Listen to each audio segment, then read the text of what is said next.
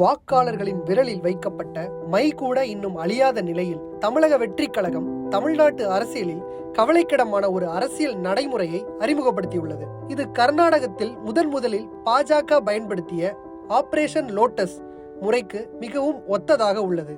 தன்னை தூய்மையான அரசியல் சக்தி என விளம்பரப்படுத்திக் கொண்ட தாவேக சட்டமன்ற உறுப்பினர் பதவியை ராஜினாமா செய்த அதிமுகவின் 4 எம்எல்ஏக்களை உடனடியாக தன் கட்சியில் இணைத்துக் கொண்டதன் மூலம் தன்னுடைய கருத்தியல் எதிரியான பாஜக பயன்படுத்திய அதே அரசியல் யுத்தியை பின்பற்றியுள்ளது தெரிகிறது.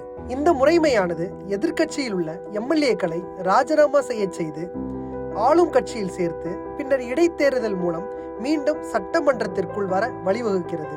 இந்த நடவடிக்கையின் சட்டப்பூர்வ தன்மை எதுவாக இருந்தாலும் அல்லது அந்த 4 எம்எல்ஏக்கள் மீண்டும் தேர்தலில் போட்டியிடுவார்களா என்பதை கடந்து இதன் நோக்கம் ஆயாராம் காயாராம் என்ற குதிரை பேர அரசியலிலிருந்து வேறுபட்டதல்ல. நம்பிக்கை வாக்கெடுப்பில் தாவேகாவுக்கு ஆதரவாக வாக்களித்த அதிமுக கிளர்ச்சி எம்எல்ஏக்கள் தங்களது ராஜினாமாவுக்கு கட்சிக்குள் ஏற்பட்ட பிரச்சனைகளே காரணம் என கூறினர். அவற்றை சபாநாயகர் விரைவாக ஏற்றுக்கொண்டார்.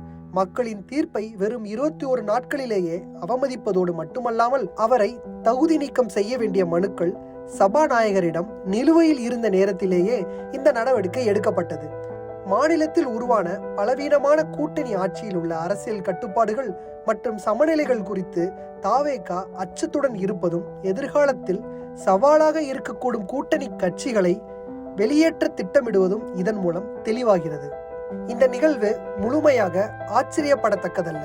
காரணம், கரூர் பொதுக்கூட்ட நெரிசல் விபத்துக்கு பிறகோ அல்லது அரசு அமைக்கும் காலத்திலோ எதிர்க்கட்சிகளின் ஆதரவை பயன்படுத்தி நெருக்கடிகளை சமாளிக்கும் அரசியல் திறனை தாவேகா தொடர்ந்து வெளிப்படுத்தி வந்துள்ளது.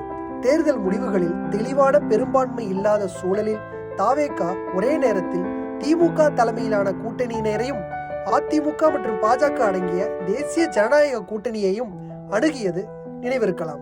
ஆரம்பத்திலேயே அம்மா மக்கள் முன்னேற்ற கழக தலைவர் டிடிவி தினகரன் தனது ஒரே எம்எல்ஏவை கடத்த முயற்சி நடக்கிறது என்று குற்றம் சாட்டியிருந்தார்.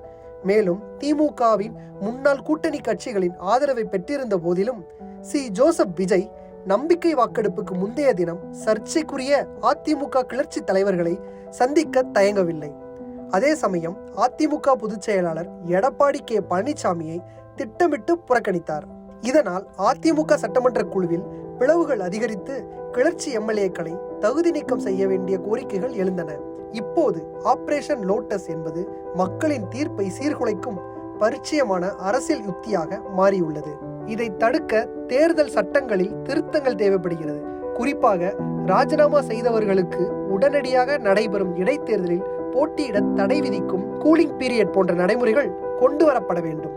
இல்லையெனில் ராஜினாமாவுடன் கூடிய இத்தகைய கட்சி தாவல்கள் ஜனநாயக செயல்முறைகளை சீர்குலைப்பதாகவே பார்க்கப்படும்.